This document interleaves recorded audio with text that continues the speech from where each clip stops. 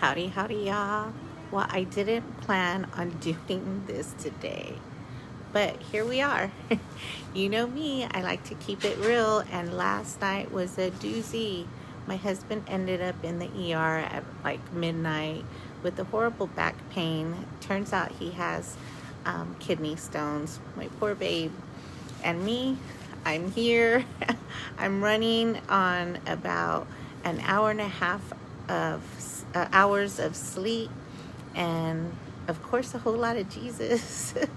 But here's the thing, I wanted to come on here before my surgery today to share a little encouragement with you, because if there's one thing I know, the enemy loves to throw distractions at us, but he doesn't win, y'all.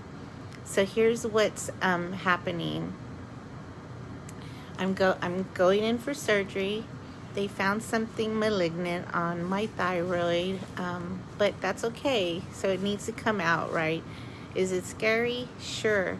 Do I wish I could just skip, hit that skip button on this part of life? Of course, absolutely. But here's where the mindset comes in. I could either let fear run the show, or I can laugh a little, lean in on my faith, and trust the one who already wrote the ending for me. For example, I literally had to take an Uber to surgery today. Can you imagine that poor driver when I said, hey, take me to the hospital for my thyroid surgery, please, and thank you. I mean, come on, that's like sitcom stuff, right? So here's the takeaway I want to get from this. I want you to get from this. Life will always throw curveballs. Sometimes it's a diagnosis. Sometimes it's an ER visit at midnight. And sometimes it's just the stress of day-to-day life.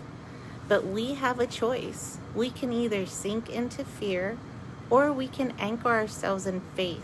We can either complain, or we can laugh our way through it while we trust God's plan. So the Bible says in 2 Timothy 1:7 that God has not given us a spirit of fear, but of power, love, and a sound mind. And I'm holding on to that today. So if you're facing something tough right now, here's my encouragement to you.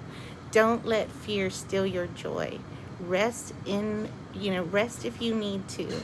Laugh at the little things. Lean on people who love you. And most of all,